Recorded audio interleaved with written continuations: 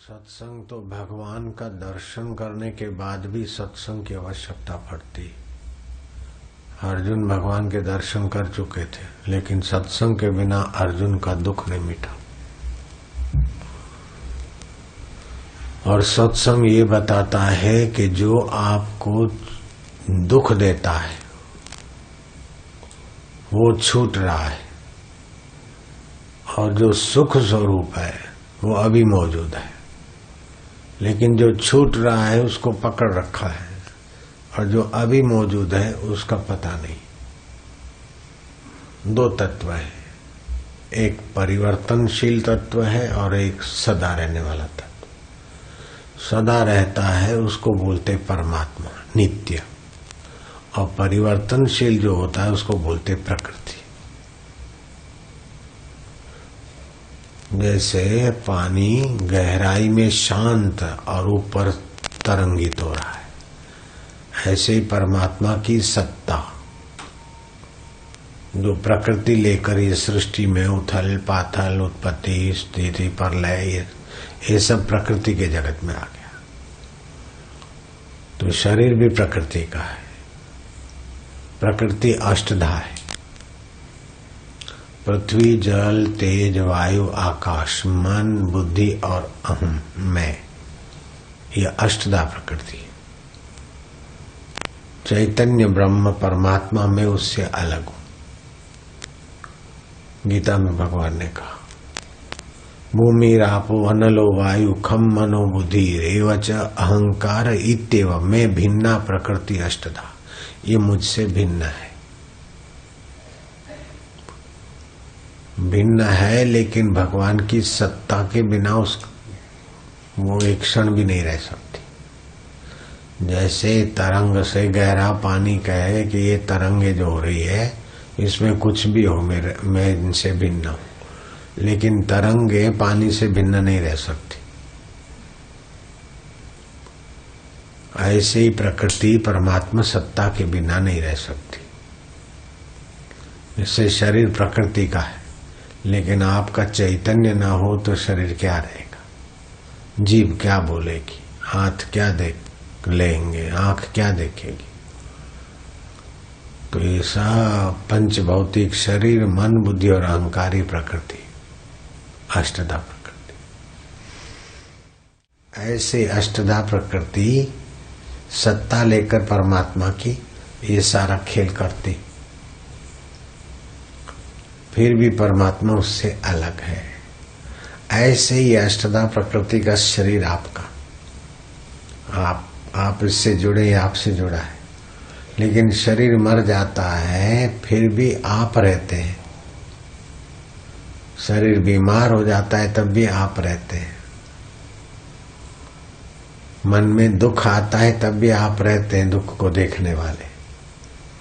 बुद्धि निर्णय करती तब भी आप रहते हैं, बुद्धि निर्णय बदलती है तब भी आप रहते हैं, और अहंकार बदलता है तब भी आप रहते हैं। मैं बालक हूं अभी, फिर मैं जवान हूं,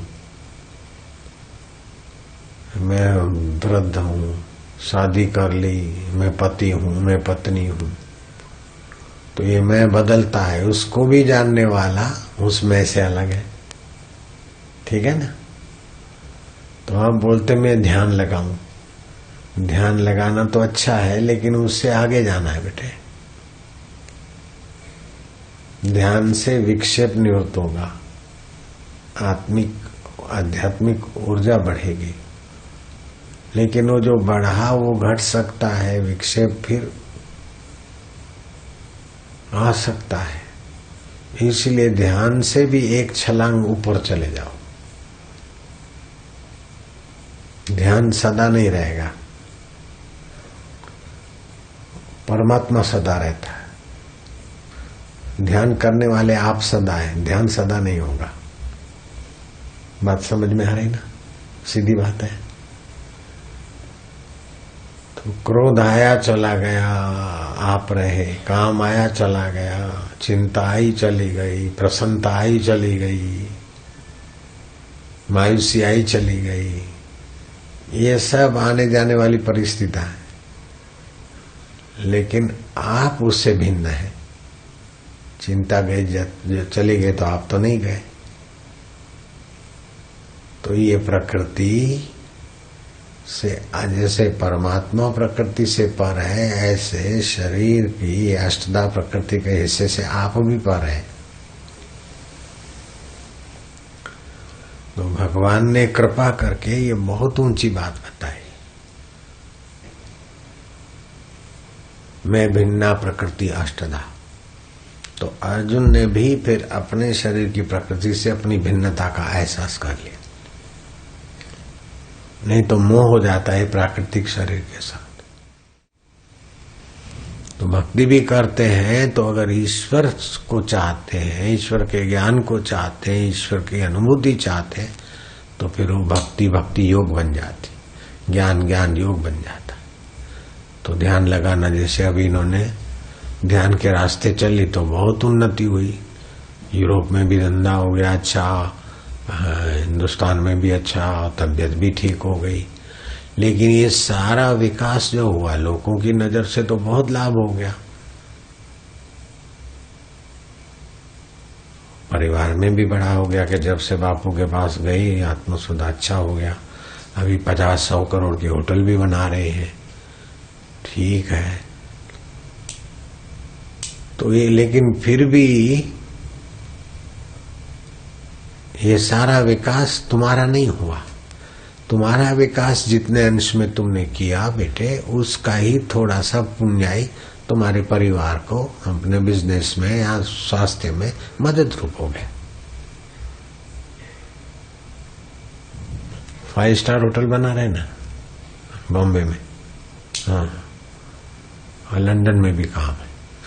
तो कहने का तात्पर्य है कि आध्यात्मिक उन्नति करते तो पर की उन्नति में भी सूझबूझ और प्रारब्ध भाग्य की रेखाएं बदलने लगती। मेटत कठिन कुहंग बाल।